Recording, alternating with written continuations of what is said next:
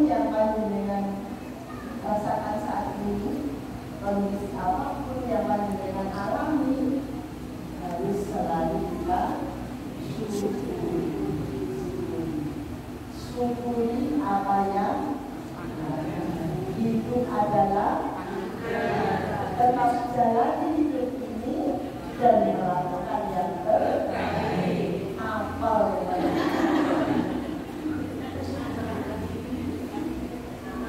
malah puji dari nanti apa? Dilihat di rumah Allah, ngobrol sama-sama saat ini tetap pertama rasa syukur itu yang harus kita ungkapkan kepada Allah. Alhamdulillah ya Allah masih diberi sehat. Alhamdulillah masih diberi kesempatan untuk melakukan kebaikan. Alhamdulillah kaki ini masih bisa melangkah ke masjid dalam rangka tadabbur.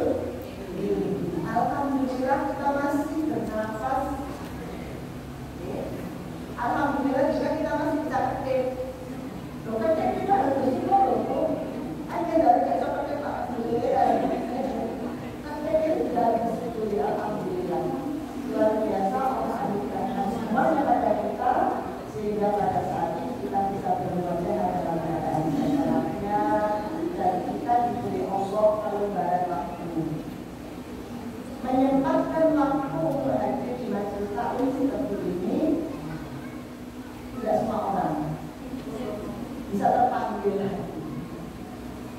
Kadang ada orang sehat sempat, tapi karena terkena aras-arasan itu masuk penyakit apa betul? Penyakit sing tekone teko awake teko awake. Jadi males itu sebenarnya berangkatnya dari diri sendiri. Makanya kemarin sempat juga saya sampaikan dengan alarm diri. Kudu alarm diri. Soalnya kalau alarm HP pengajian jam 13.30. Nah ini dilaksanakan. Tapi mereka terang males. Alarm itu kita ini balik dulu. Alhamdulillah. Jadi apapun yang kita alami sekarang, kondisi apapun itu kita harus bersyukur. Pertama lewat lisan kita mengucapkan syukur itu lewat kalimat Alhamdulillah. Segala puji bagi Allah yang telah memberikan kesempatan kepada kita untuk melangkah dalam kebaikan. Kebaikan yang kita lakukan itu harus dijadikan kebiasaan. Tidak dibiasakan, akhirnya tidak akan sulit. Contoh kecil yang mau begini. Kalau ada pesan, bila memakai sesuatu, kembalikan pada tempatnya. Begitu ya. Tetap barang ini kita taruh di satu tempat, insya Allah. Kalau kita membutuhkan, kita segera bisa mengambil. Standar internet, setiap kali kita membutuhkan, langsung kita tidak ada yang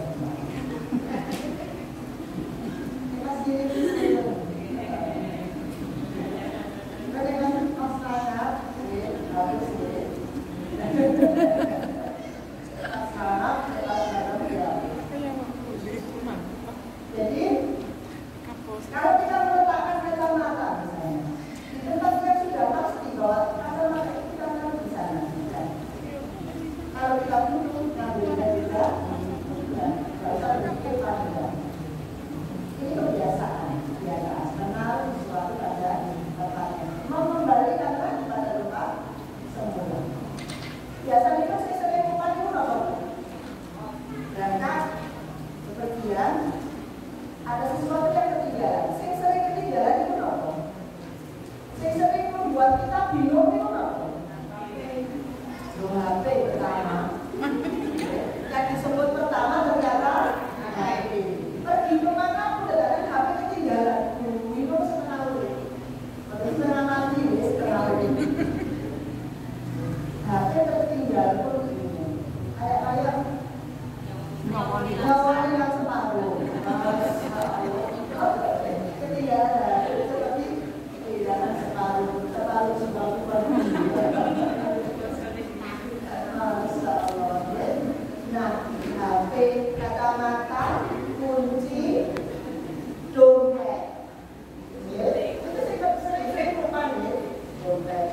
Seberangan ana wong ijo liwat, wayu-wayu saya kembali hari. Tapi itu terus kali terus utang. Tak boleh boleh. Terus boleh tak silo utang, terus kita sampai dan ijo. Cukup.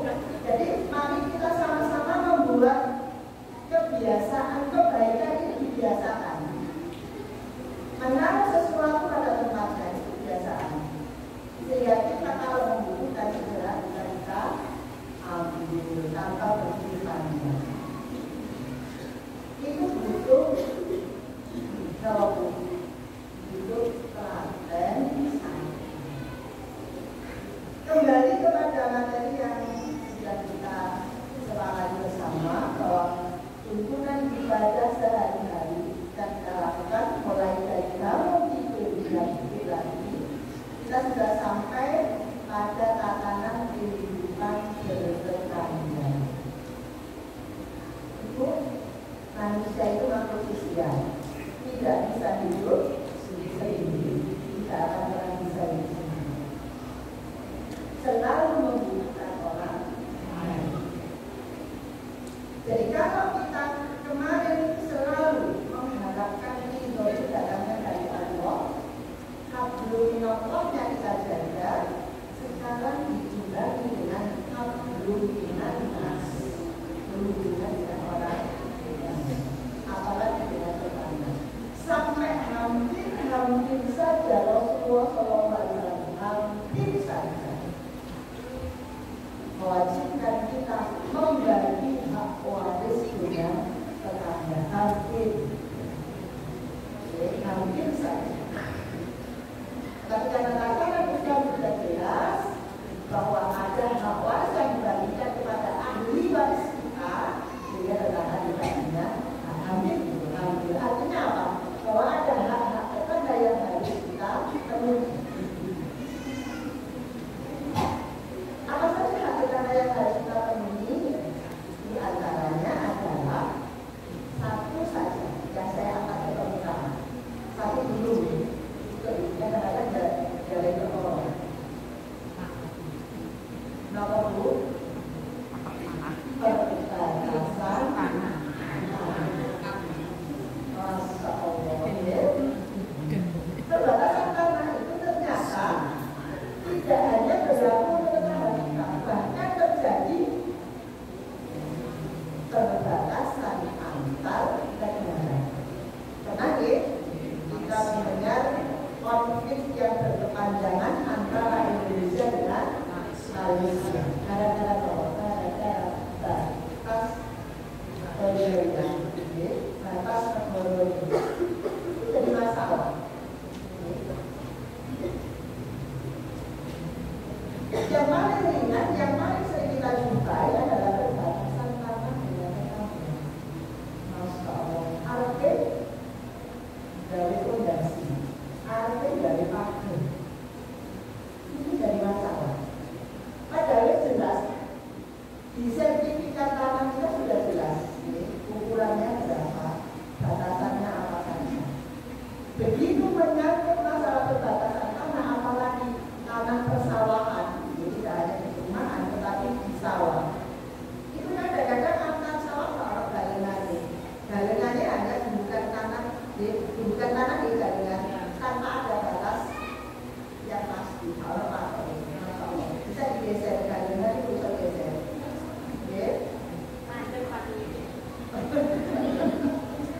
Geser. Galengannya geser. Soalnya di tanah digeser kan sakit, digeser kan geser. Sampai pada akhirnya menyempit dan sesempit mungkin tanah kamu sampai sesempit tanah ini. Akhirnya jadi itu tetangga. Kemudian hal yang kedua dengan hak tetangga sudah kenyamanan, nyaman dari gangguan tetangga ini. Belum ya. Kadang-kadang kita tidak tahu bagaimana kondisi tetangga. Pas tetangganya sakit, datangan sampai suaranya ini berbeda, membuat tetangga ini merasa tidak nyaman mendengar suara. Kalau sudah begitu itu sangat mudah, kita memang harus paham betul bagaimana kondisi kita lakukan. Anak kita tahu betul bagaimana saat itu, apakah ada di antara kita ada yang sakit, maka kita harus berusaha agar tidak mengganggu kegiatan kita. Termasuk kita buang, sedangkan tetangga sebelah itu tidak senang dengan suara itu saja membuat tangga itu berbeda. Maka ketika kita melihat bagaimana kondisi tetangga kita akan bisa menyesuaikan. Aku tidak juga tidak senang. Artinya apa yang kita rasakan ketika kita melakukan hal serupa, kita juga tidak. Kebetulan pada saat ini kajian kita berada di perumahan. Kemungkinan karena durasi untuk bertemu antar tetangga itu jalan, kemungkinan juga persaudaraannya kurang diletak. Apa mana para pedagang. Maka untuk mempererat persaudaraan seperti itu masih masjid ini tempat untuk mempererat persaudaraan antar tetangga. Sebenarnya seperti itu. Ya. Jadi di masjid inilah tempat berkumpulnya komunitas di sekitar. Sehingga disitulah kita akan tahu bagaimana kondisi tetangga sebelah. Kalau sudah terbiasa ke masjid, insya Allah kita akan tahu.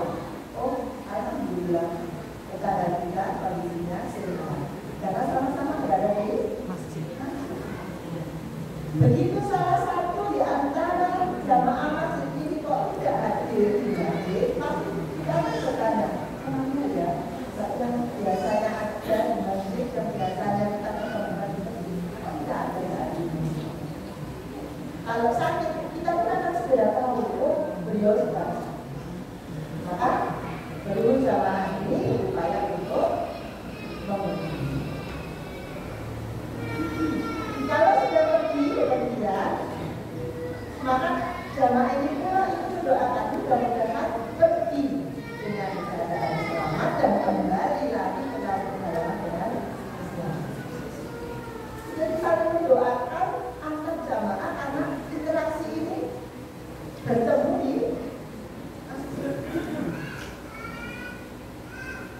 Kalau tidak pernah ke masjid, ini akan terjadi kendalanya. Tapi kok tahu rumah? Aku perlu tapi tidak pernah ke masjid sama sekali. Nah ini ya dari tanda-tanda. Kenapa tidak ke masjid? Maka monggo mendekati tetangga sebelah biar lebih akrab dan diajak untuk melangkah jalan-jalan.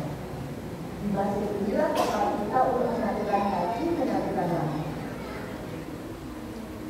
Kalau di kampung yang biasa sudah terbiasa karena asli dan domisili di kampung yang sama, artinya tidak lebih jauh.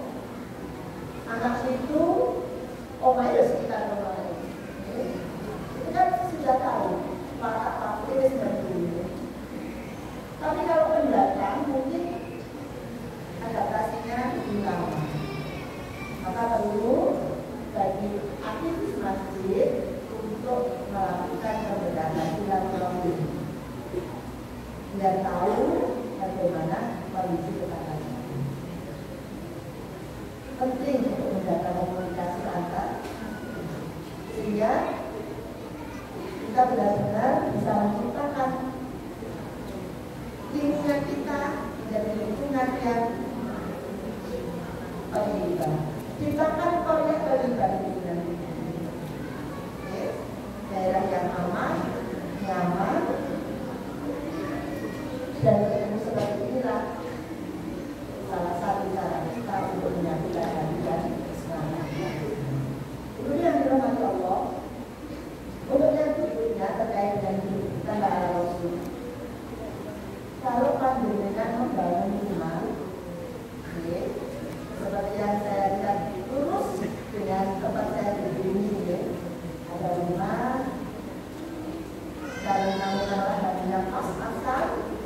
ditambah di atas ini. Oke, tambah di atas. Kalau sudah ada di perkotaan itu, himpitan antar tetangga, bangunan-bangunan rumah itu kadang-kadang tak berbatas. Sehingga ketika rumah itu dibangun tinggi, maka akan menghalangi tetangga sebelah, baik itu dari sinar matahari ataupun leluasannya udara. Oke. Maka ketika kita membangun rumah yang lebih tinggi dari tetangga sebelah harus izin ke tetangga. Tapi izinnya dengan bahasanya biasa. Oke, yang dulu karena rumah saya itu pas-pasan, anak-anak saya banyak, butuh tambahan kamar, sehingga insya Allah butuh tambah ini. Oke, tambah. Karena begitu rumah kita lebih tinggi dari tetangga sebelah, yang pasti akan menghalangi beberapa hal. Omongan yang kita sayai hujan, akan menjadi masalah, sehingga bisa menjadi masalah besar ketika kita tidak izin sebelumnya. Kita ngatur baik-baik, bicara baik-baik, biar tetangga akan tetap merasa nyaman bersebelahannya. Namun kok gede, Masya Allah, bangunan sama-sama tinggi semua sehingga mau jemur pakaian pun tidak bisa kering karena terhalang tembok sebelah. Jemur pakaian tidak bisa. Kalau di sini insya Allah masih aman, nyaman. Tapi ketika kita melihat bagaimana kehidupan di kota yang mungkin dengan tetangga saja tidak kenal, terus merasa tidak nyaman dengan tetangganya. Maka ketika Rasulullah SAW memberikan warning pada kita, memberikan peringatan pada kita, ketika kita membangun rumah baru,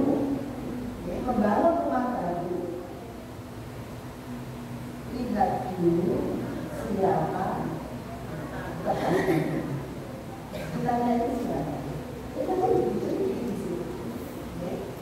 Kita sendiri dulu, kalau membuat rumah baru, misalnya di tanah, yang kita belum tahu karena kita siapa.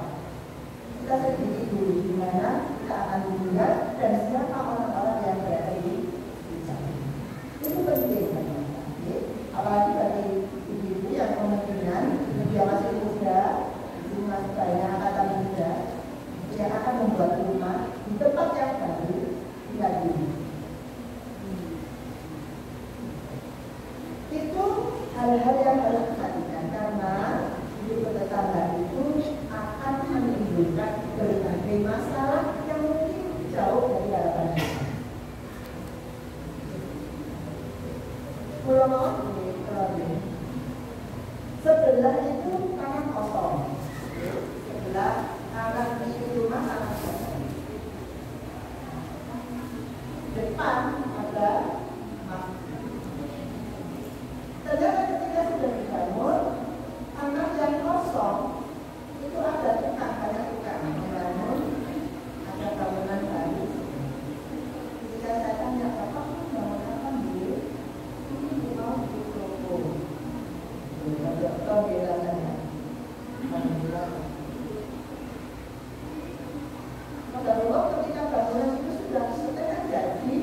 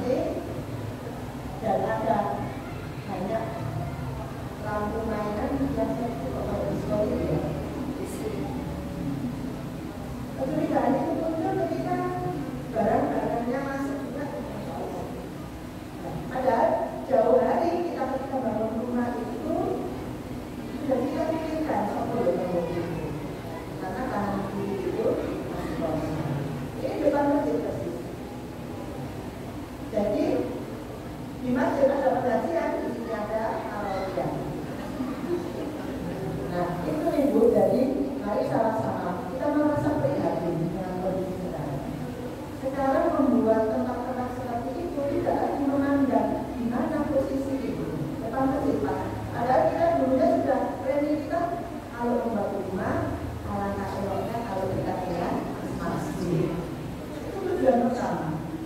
Membangun rumah kita dengan nanti. Insya Allah kita akan merasakan damai dengan ya. Karena tadi sebelahnya ya bangunan itu belum saya lihat. Akhirnya saya hanya bersadar kepada Allah itu dari semua yang saya alami, semua yang saya lihat, yang terjadi pada kehidupan. Sekarang saya bersadar kepada Allah. Kalau tidak laku, kontor tidak laku. Mudah-mudahan sepi dari pengunjung. Itu siang malam saudara tahu sebenarnya. Ya Allah, 1 tahun berjalan. Rumpah nih.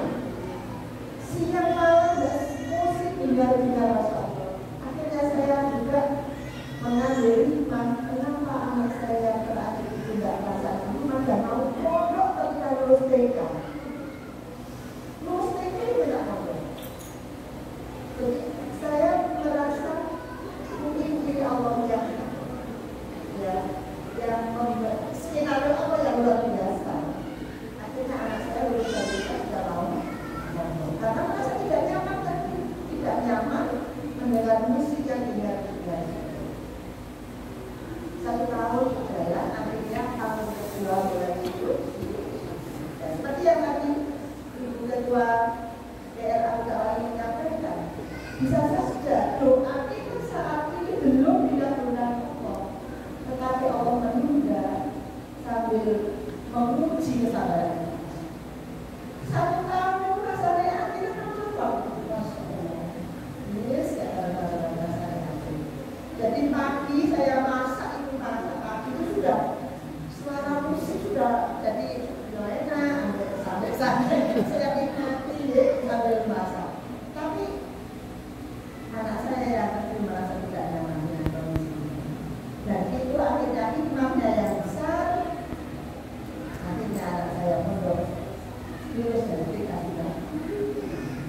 Itu dia sendiri tanpa ada paksaan sedikitpun dari saya karena merasa tidak nyaman. Begitu tahun kedua sudah mulai sulit itu tidak menambah sekarang sudah mulai. Jadi Ibu apapun kondisi yang terjadi sekarang nikmati saja, nikmati. Tapi jangan lupa bahwa ikhtiar kita maksimal dan berani dengan doa. Allah mudah-mudahan segera lepas dari kondisi seperti ini. Jadi kembali pada kehidupan bersama bahwa kadang-kadang kalau kita punya tetangga yang saat ini mungkin muji bagi dengan memberikan dengan sama. Jangan lupa ikhtiar dan ikhtiar, maksimalkan ikhtiar kita. Kita berusaha bagaimana agar kondisi yang kita alami kembali. Yang berikutnya Ibu, terkadang kita bisa rukun dengan tetangga. Tapi karena kita masih punya anak kecil yang juga sambung dengan anak tetangga, akhirnya terjadi gesekan, padu, anaknya padu. Wong tua ning dalu. Anaknya wis umur wis kene. Nggih, bisa mereka, sudah mereka. Nggih, mecucu, berebut. Nggih, ada anak yang sabar. Biasa anak kecil itu gesekan sesama anak saat bermain itu biasa Bu. Jangan dihadapi dengan metenteng. Kita metenteng. Metenteng ya. Apa metenteng? Emosi. Jangan dihadapi biasa. Kalau kita bisa harus minta maaf didahului lebih baik.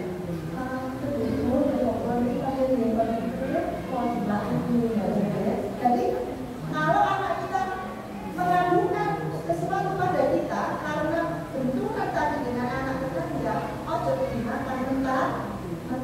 Jangan informasi sepihak dari anak kita terus kita bilang mati-matian anak kita.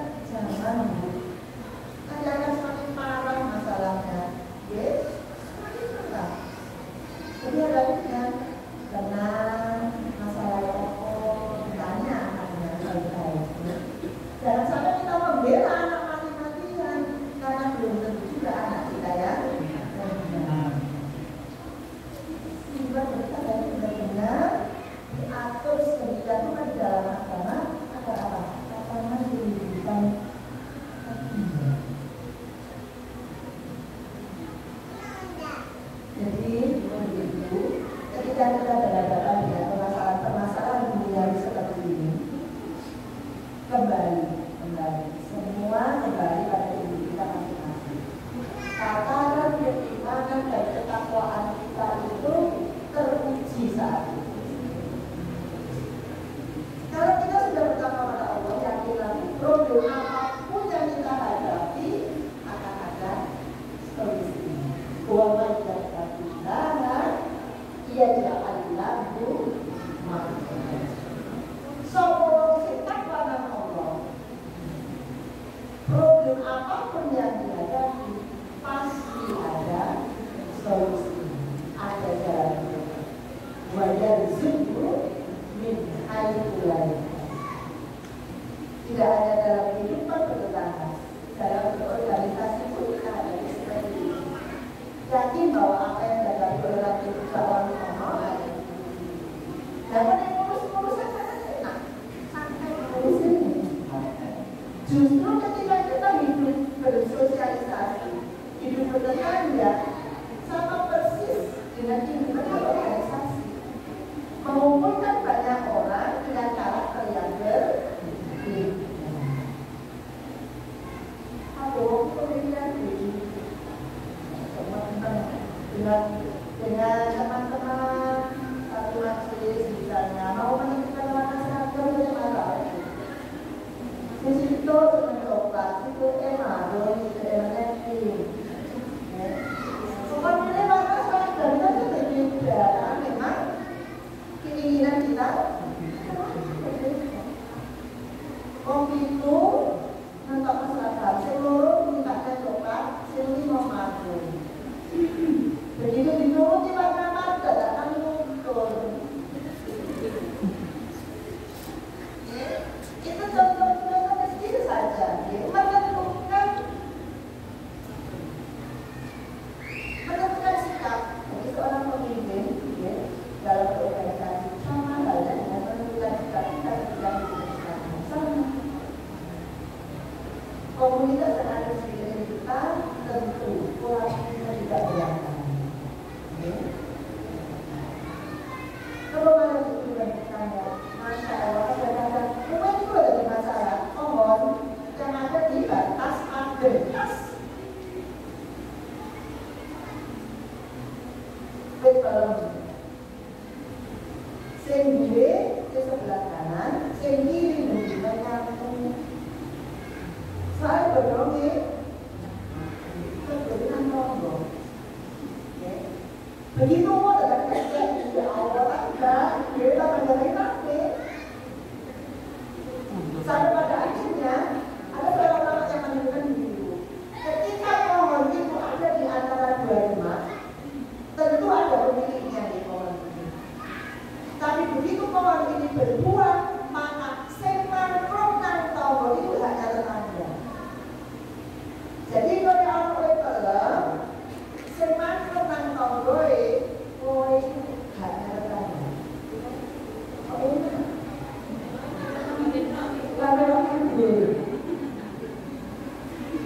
Karena apa? Karena kami belajar.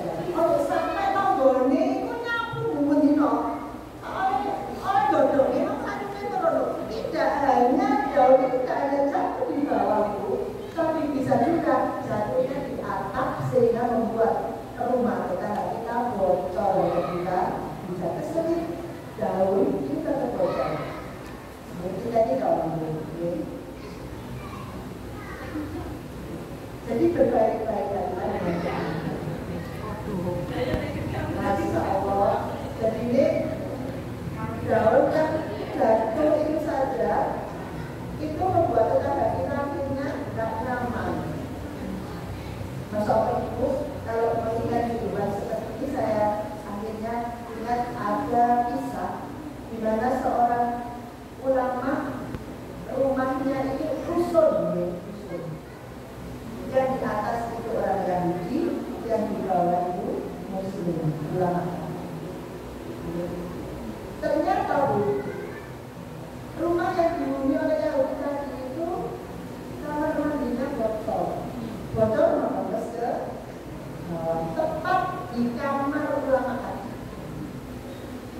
Itu saya bertahun-tahun, tapi sang ulama tidak pernah protes, tidak pernah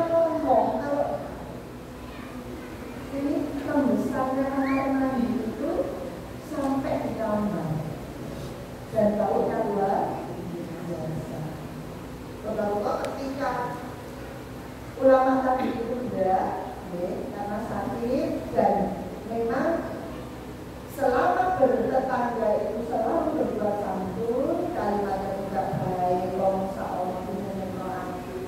Tidak ada itu mana tidak, kok tidak pernah menyenangkan juga. Biasanya kok pagi jalan-jalan, pagi saya lihat karena tidak boleh di masjid, dia melihatnya kita jalan-jalan. Akhirnya dia tanya, dia, oh, Ustaz sudah. Dia berkenan untuk mengunjungi. Ketika mengunjungi, kemudian dia tahu bahwa ada pesan dari atas, langsung ke kamar ulama. Dia tanya, kamu kita ini keadaan pesan ini apa ya? Sampai kita dari kan memang dia, kalau dia itu membesar dari kamar.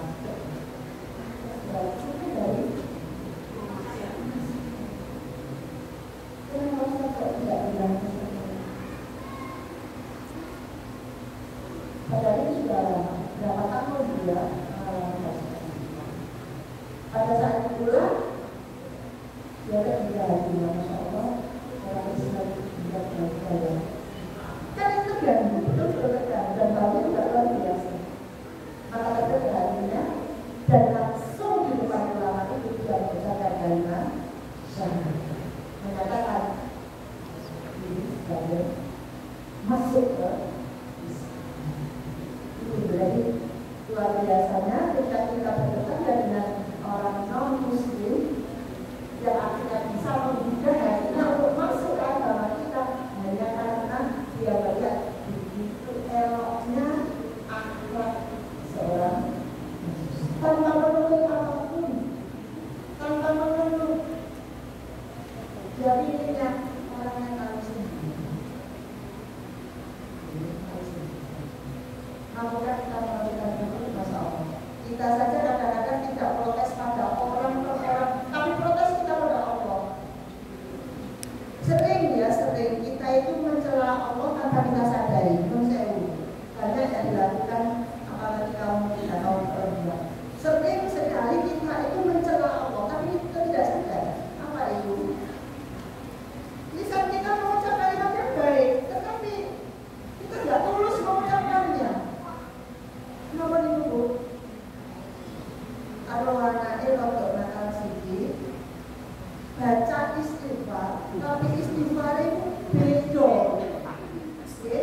Konsonannya nama kalimat itu nadanya itu doa bersenang Allah. Anak yang membuat kita marah, tetapi kita bersenang Allah. Astagfirullahaladzim.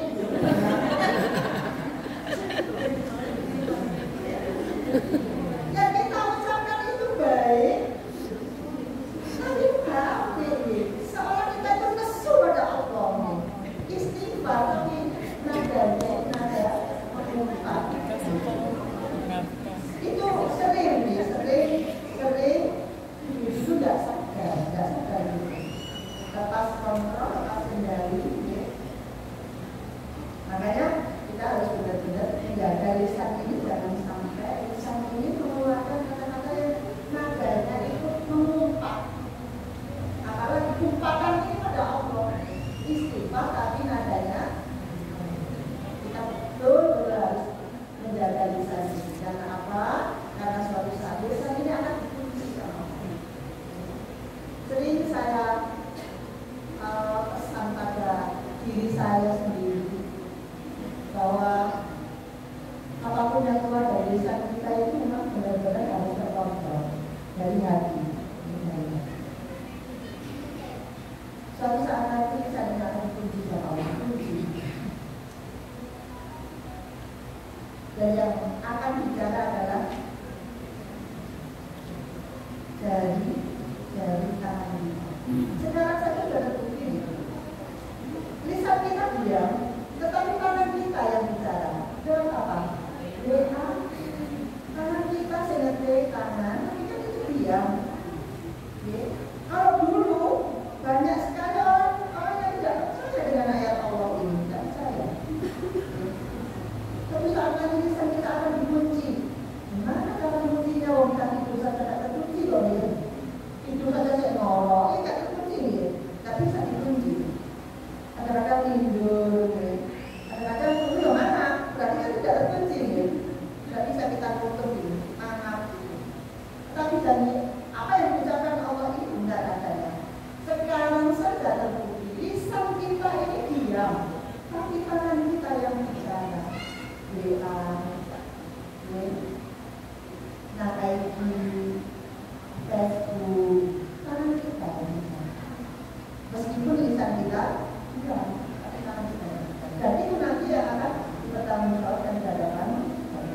Al-yawma nakhtimu ala afwahihim.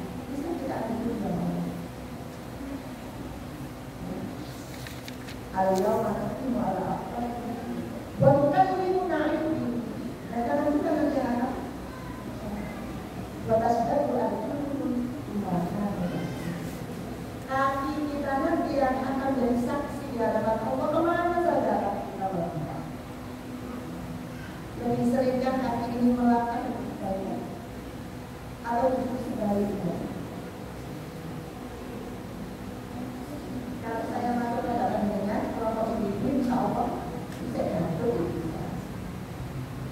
Barang yang saya hadap itu remaja-remaja, mana sih anak-anak, batas aju-aju, gimana tuh? Tidak ada mana yang ada nama baru. Kopi, anak-anak itu senang ya, remaja-remaja,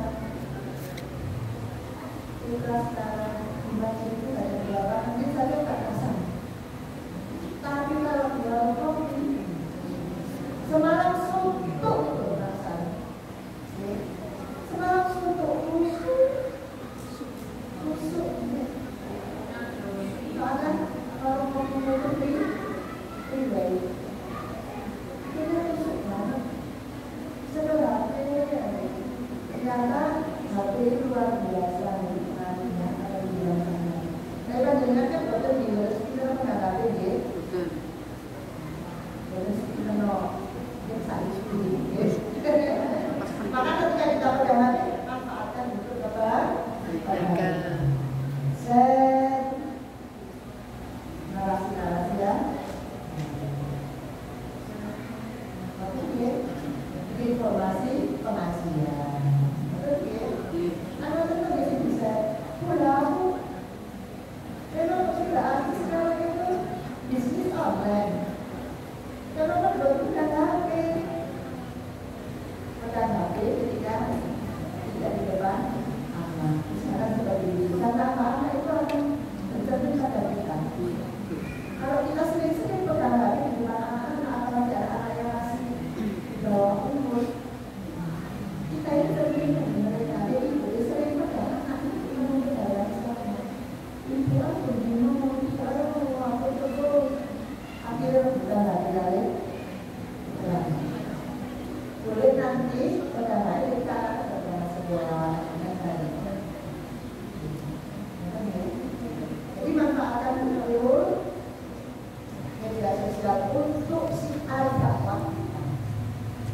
Jangan sampai berbalik apa yang dilakukan oleh anak-anak muda sekarang yang saya lihat karena saya memang sering perjalanan malam di jalan-jalan itu sering masuk Allah lalu melihat masjid kopi itu berantem lampunya mati tapi malam kopi lampunya luar biasa dia kuat dan dia lampunya kuat berapa titik itu lampu dan 24 jam riwayat luar biasa.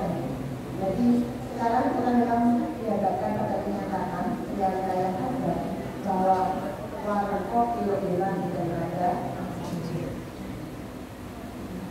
maka itu monggo sama-sama kalau kita masih di anak remaja diingatkan kita memang harus kembali koleksi diri ya kebelakangan. Kalau dulu memang sebatas itu memang pengetahuan dari taklim masjid saat itu. Kalau ada anak-anak di masjid mesti dibentang dulu. Kalau sekarang sudah banyak peningkatan, seramai apapun anak-anak harus kita sadari lebih baik anak-anak ramai di masjid daripada mereka lari ke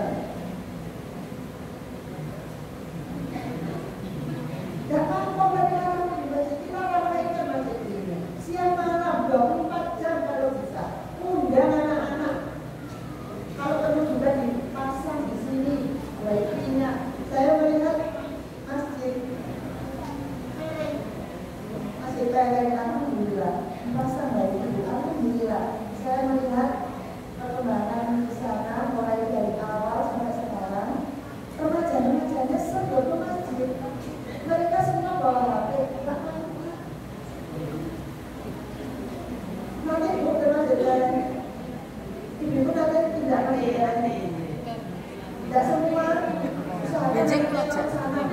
Enak sana. Sedih ayo. Memantun gitu. Saya dari dulu saja sering ke PLN. Sering menengok di PLN, gendong, yang sebelahnya ayam. Saya sering dulu ke sana. Mungkin kalau kali ini kalau perlu berkata, malah begini, biasanya besok dan hari-hari. Oh ternyata di PLN itu Bu, maghrib sampai isya ramai Bu, ramai. Dan jamaahnya itu bawa anak-anaknya, bawa snack apapun yang dipunya di rumah dibawa, dimakan bareng. Nah ini dari wajib ke wajib yang harusnya kita mengambil maganya itu, kalau seperti ini maganya jangan terus tahu dari anak-anak, remaja, bapak-bapak, ibu-ibu sampai manula semuanya mulai dari sebelum maghrib itu sudah ada. Saya pernah ke sana itu pertama karena saya belum tahu awalnya. Belajar. Ternyata itu setiap hari. Setiap maghrib ibu-ibu ke sana bawa camilan. Apapun yang ada di rumah dibawa. Dimakan bareng. Itu mungkin salah satu cara kita agar masjidnya benar-benar suasana keagamaannya bisa kita lihat. Yuk rukun, ramai. Kemudian yang Indo ada TPA Lansia. Di sini sampai pribadi, TPA Lansia. Oh belum, mudah-mudahan. Segera ada TPA Lansia. Alhamdulillah. Oh masya Allah. Karena kemarin juga ketika saya pertama kunjung di Gendong itu juga merasa tersentuh hati ya. Itu semangatnya di bulan siang habis sholat isya itu kumpul di BPD. Setelah itu kemudian disambung berapa bulan kemudian saya ke situ, alhamdulillah sudah bisa baca Al-Quran mulai dari Al-Baqarah sampai akhirnya bisa baca Al-Quran. Saya tes satu-satu. Saya tes ternyata meskipun terbaca-baca tapi alhamdulillah dari sekian banyak bulan alhamdulillah sudah bisa baca Al-Quran. Bermula dari apa? Ada kajian yang di situ mengungkapkan bahwa membaca Al-Quran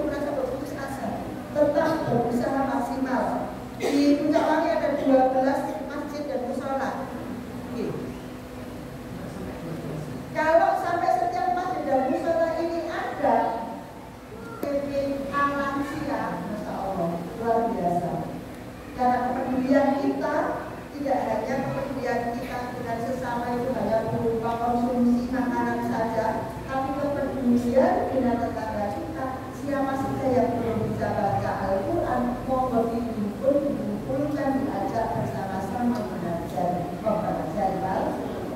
Jadi ada dua sisi. Yang merasa bisa mencari yang tidak bisa, yang tidak bisa mencari orang yang bisa, sehingga nanti akan terjadi. Nek sing iso meneng wae, kadang-kadang ketemu. Sing gak iso yo meneng, tidak akan pernah ketemu.